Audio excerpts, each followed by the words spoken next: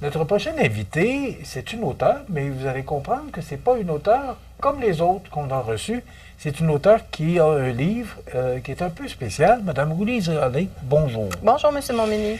Madame Allais, vous avez écrit un livre suite au départ de votre mère. Ça fait 15 ans cette année. Oui. Et le titre de votre livre, c'est « Ce que j'ai appris de toi m'aide à avancer sans toi ». Qu'est-ce qui vous a amené à écrire ce livre? Bien, d'entrée de jeu, je voudrais vous remercier pour l'opportunité que vous m'offrez de venir parler de ça ici. C'est une fabuleuse aventure, mais très particulière. J'ai aucune prétention littéraire, je ne suis pas une écrivaine, rien de tout ça. Bon, en fait, il y en a un, mais ça ne veut pas dire qu'il va en avoir 21. Non, bon, je ne penserais pas. Donc, ouais. Suite au départ de votre mère, vous avez décidé d'écrire un livre. Qu'est-ce qui vous a motivé? Oui, non, je n'ai pas décidé d'écrire un livre. Quand ma mère est décédée, je vous explique comment ça s'est passé, tout ça. Moi, quand ma mère est décédée, j'avais une relation très, très, très magnifique, en fait, avec ma mère. Une relation mère-fille superbe. Puis quand ma mère est partie, je suis enfant unique, je n'ai pas d'enfant, je suis assez isolée. Quand ma mère est partie, ça a été extrêmement difficile pour moi, évidemment. On peut le comprendre vu ce que je viens de vous expliquer. Et puis, des fois, les gens me disaient, tu devrais peut-être consulter un thérapeute du deuil ou quelqu'un qui pourrait te supporter là-dedans. Puis moi, j'ai dit non, c'est pas de ça que j'ai besoin. Je sais ce que j'ai besoin, c'est l'écriture. J'aime écrire, j'ai toujours écrit. J'étais enfant, puis j'écrivais déjà des trucs. Alors, je me suis dit, je vais écrire des souvenirs, toutes sortes de choses éparses, des souvenirs d'enfance, des souvenirs de mes voyages avec ma mère, la relation qu'on avait, ce qu'elle était, elle, comme femme. Ça me faisait du bien. Puis j'ai fait ça pendant des années, mais juste pour moi, juste pour me faire du bien, en fait, me faire un genre de thérapie. Oui, de vous rappeler les bons moments que vous avez passés avec votre mère. Effectivement. Et puis, le temps passé, il y a des fois, j'étais plusieurs mois sans écrire rien, d'autres fois, je repartais encore dans mes textes, tout ça. Puis j'accumulais ça. Puis à un moment donné, mon conjoint m'a dit, mais c'est triste parce que tu as écrit toutes ces choses-là, puis quand je le lis, c'est touchant, c'est bien écrit, en tout cas, c'est ce qu'on me disait. Et puis, on n'a pas d'enfants, tu n'as pas vraiment de famille. Qu'est-ce qui va arriver avec ça, ces écrits-là, après, quand tu ne seras plus là, personne ne va les avoir lus, c'est triste. Je me disais, regarde, c'est pas plus grave que ça, je l'ai fait pour moi, ça me fait du bien, sans plus. Mais là, il y a des gens que je connais dans mon entourage, des amis qui m'ont dit, ben j'aimerais ça, lire tes textes, est-ce que c'est indiscret de te demander de me les passer? Fait que je dis, ben au contraire, ça me touche que tu veuilles lire ça, tu sais. Alors, je les ai passés à différentes personnes au fil des années qui ont suivi. Puis à chaque fois, les gens me redonnaient mes textes en me disant, mais mon Dieu, c'est tellement touchant, j'ai été émue, ça m'a fait du bien de lire ça. Il y a même une dame de 80 ans qui m'a dit, quand j'ai fini de lire tes textes, le lendemain, je suis partie puis je suis allée voir ma mère au cimetière. Ça faisait 30 ans que je n'étais pas allée là. J'ai eu envie d'aller me recueillir puis lui parler suite à ce que j'avais lu dans ton livre. Ça m'a touchée beaucoup. J'avais des excusez-moi l'anglicisme, des feedbacks comme ça des gens en général qui lisaient mes affaires. Mais toujours là, jamais aucune idée de publier un livre ni rien de ça. Mais les gens me disaient, tu devrais publier ça. Puis je disais, ben voyons donc, je ne peux pas publier ces textes-là. Qui ça va intéresser? Vous me connaissez, ça suscite votre intérêt. C'est ma mère, c'est la relation que j'ai eue avec ma mère. Donc, si vous pensiez que c'était juste pour vous... Oui, absolument. Donc, je me disais, c'est quoi l'intérêt de publier ça, tu sais? Mais à un moment donné, l'idée a germé en moi, surtout à la force de me faire dire ça. Je me suis dit, ben, faire relier mes textes sous forme de livre, ce serait plus sympathique que de les avoir empilés en feuilles. Là. Je suis allée voir Micheline Pelletier, dans La Plume d'Oie, femme extraordinaire qui m'a accueillie à bras ouverts. Je lui ai dit, est-ce que ça se fait? Faire relier des textes comme ça sous forme de livre, mais minimalement, combien devrais-je faire de livres pour pouvoir avoir cette possibilité-là? Parce que moi, je ne suis pas encore dans l'optique de publier. Là. Je veux juste faire relier mes écrits sous forme de livre pour pouvoir les offrir à des amis, la famille ou quoi que ce soit. Alors, Micheline a lu quelques-uns de mes textes. Puis elle m'a dit, non seulement on peut relier tout ça, mais elle dit, moi, je pense qu'on devrait publier ce livre-là. Parce qu'elle aussi, je pense, en tout cas, c'est ce qu'elle me dit, que ça l'avait beaucoup touchée. Elle trouvait que j'avais une pas pire plume aussi. Puis elle m'a dit, non, ce serait un beau projet. Fait que là, tout a commencé, ça doit faire à peu près 1 an qu'on est là-dedans. Puis, je vous dirais, pour terminer mon long... Oui, mais c'est correct, mais c'est ça que j'attendais de vous aussi. Ce que je vous dirais que ça a été, honnêtement, une des plus belles aventures de ma vie que de faire ce livre-là. Ça m'a fait un bien fou, j'ai ri, j'ai pleuré, j'ai passé par toutes les émotions en revivant tous ces souvenirs-là avec ma mère. Mais aujourd'hui, je suis très, très fière du résultat. Il y a beaucoup de photos dedans aussi. C'est un beau livre, vraiment. On est très, très fiers, Micheline et moi, de le présenter. Maintenant, on verra. On verra comment il sera reçu. On dit que tout ce qui s'exprime s'imprime. C'est le cas de votre livre. Moi, j'ai pris quelques passages de votre conclusion. Puis, des émotions liées à la perte d'une mère, mêlant tristesse, gratitude et souvenirs heureux. Qu'est-ce que vous retenez bon, le départ de votre mère, c'est sûr, vous l'avez dit, ça vous a laissé triste, mais est-ce qu'aujourd'hui, vous êtes encore triste du départ de votre mère ou vous le voyez d'une autre façon? Je le vois d'une autre façon. Déjà là, au départ, tout le monde un jour doit partir. Ça fait partie du lot de toute personne humaine. Puis ma mère, évidemment, comme tout le monde, à un moment donné, c'était le temps pour elle de partir. Elle a quand même vécu jusqu'à 83 ans. J'en ai bien profité jusqu'à la toute fin. Ma mère et moi, on avait une relation extrêmement fusionnelle. On a voyagé ensemble, on a fait un paquet de choses. Ma mère, ça a été aussi, j'oserais dire, un peu une enseignante. Elle m'a appris plein de belles choses, de belles valeurs qui ont fait de moi celle que je suis en partie aujourd'hui. Puis, je pense qu'elle serait fière de ce que je suis devenue. Puis, là-dedans, c'est un peu tout ce que je raconte. Puis, je pense que si elle peut voir ça, je ne sais pas où qu'elle soit aujourd'hui, elle doit être fière. Fière. Est-ce que vous vous étiez fait à l'idée qu'un jour, votre mère allait vous quitter? Il y a quelques textes là-dedans qui font état de ça. C'est que j'étais un peu dans le déni, je dois l'avouer. Moi, dans ma tête à moi, ma mère était éternelle. Immortelle. Ah, c'est ça. Elle allait toujours être là. Puis je me souviens, parce qu'en dernier, ma mère était très, très malade, puis était devenue incapable de se déplacer, tout ça. Donc, il n'y avait plus de possibilité de voyager ni quoi que ce soit. Mais donc, vous la voyez? Je la voyais décliner. Puis je savais que la fin... Vous faisiez l'idée. Ouais. Est-ce que vous faisiez l'idée?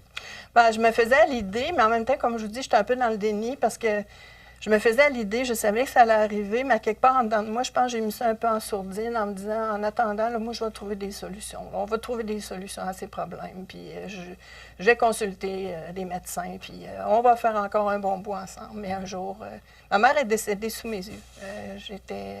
J'étais à côté d'elle. L'instant d'avant, on parlait comme je parle avec vous maintenant, puis à un moment donné, comme une lumière qu'on ferme. Elle s'est en allée, elle a fait une crise cardiaque foudroyante, puis elle est partie d'un instant à l'autre comme ça.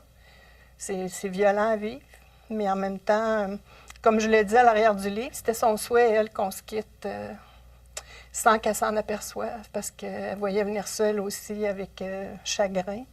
Ça lui faisait de la peine j'étais son enfant unique. Puis ça lui faisait un peu de peine, tu sais, de me laisser dans le monde sans elle, parce qu'on était vraiment très fusionnels. La relation mère-fille était vraiment très proche. Très, très, très belle relation. Le récit de Jeanne, la grand-mère de l'autrice, illustre la résilience des femmes face à des vies et des sacrifices. Je suis Pourquoi contente. vous parlez de votre grand-mère, alors? Ouais, Parce que là, vous parlez beaucoup de votre maman, mais Ouais. vous parlez également de votre grand-mère. Monsieur Montminy, je suis contente que vous abordiez ce volet-là parce que c'est un livre sur ma mère et moi, effectivement. Mais je rêvais aussi peut-être un peu, en arrière de tout ça, d'écrire aussi quelque chose sur ma grand-mère, la mère de ma mère, qui a eu une vie très, très, très difficile. Et puis je souhaitais aussi, d'une certaine façon, lui rendre hommage aussi. Mais de là à écrire tout un livre, je ne connaissais peut-être pas assez de choses sur sa vie puis sa jeunesse et tout ça. Donc, ça n'aurait peut-être pas été possible, mais je pense que j'ai eu envie de profiter de l'occasion avec ce livre-là pour, au tout début du livre, de parler un petit peu, pas longtemps, 2-3 pages, de ma grand-mère qui est la mère de cette femme merveilleuse qui a été ma mère. Donc, je voulais lui rendre hommage aussi à elle, d'une certaine façon, dans un court texte de 3-4 pages. Est-ce que cette dame-là, votre grand-mère, était un peu le reflet de votre mère? Oui, oui. Nous trois, c'est l'histoire Il y avait femmes. une complicité. Oui, absolument. Très belle histoire, simple, mais c'est ça, simple, mais belle. Vous dites aussi, et c'est dans votre conclusion, ces réflexions illustrent une admiration profonde pour les sacrifices des femmes et leur rôle crucial dans la société. Parce que là, vous parlez de votre père, mais là, vous parlez du rôle des femmes. Ouais. Pourquoi vous en venez à parler? Ma mère, M. Montminy, c'était une grande féministe. Okay. Dès mon jeune âge, tout de suite, elle a commencé à me conscientiser un peu au rôle que jouent les femmes sur cette planète. Puis, qu'il y a beaucoup de disparités aussi entre les hommes et les femmes, peut-être un peu moins maintenant, moins ici que dans certains pays, mais quand même, elle m'a toujours ouvert les yeux là-dessus. Puis, je l'en remercie d'ailleurs parce que c'est des choses importantes à savoir. Puis c'est des choses contre lesquelles il faut lutter aussi. Fait que ma mère, tu sais, quand je parle des enseignements dans mon livre de ma mère, entre autres, c'est sur ces choses-là aussi qui ont fait de moi une personne conscientisée au fait de ce qui se passe un peu partout dans le monde, puis qui a la volonté d'essayer de faire bouger les choses. Donc, ça vient de là, ça vient d'elle. Est-ce que vous êtes féministe, vous aussi? Ben oui. Ce texte constitue un appel à l'empathie et à la réflexion sur la vie des femmes, soulignant leur force et leur bienveillance. Vous avez quelques passages là-dessus qui reviennent souvent sur les femmes. C'est important pour vous, c'est ça que je comprends? Énormément, oui. C'est un constat, je pense que, à moins de ne pas vouloir le voir, c'est évident que la vie des femmes, c'est pas toujours facile, un peu partout sur Terre. Qu'il y a beaucoup de disparités, comme je le disais précédemment, entre les hommes et les femmes. Qu'il faut plus d'équité, plus de justice, plus de... Donc, ça revient souvent, effectivement, dans mon histoire, parce que ça a fait partie de mon histoire avec ma mère aussi. Quand j'étais jeune, puis qu'elle me parlait de tout ça, honnêtement, ça ne me tentait pas tout le temps. J'étais jeune, moi, j'avais la vie devant moi, puis je me disais, ah, mon Dieu, ces histoires-là, ça ne me tentait pas toujours de parler de ça. Des fois, elle me traînait à des manifestations ou à des conférences sur la situation des femmes, tout ça, puis ça me tentait plus ou moins, mais avec le recul aujourd'hui, je me rends compte que c'était un plus pour moi. Ça m'a ouvert les yeux, puis je suis reconnaissante de ça. Madame Hallé, il nous reste 2 minutes. Oui. Et moi, je veux savoir comment vous vous sentez aujourd'hui, 15 ans plus tard, avec un livre. Ouais.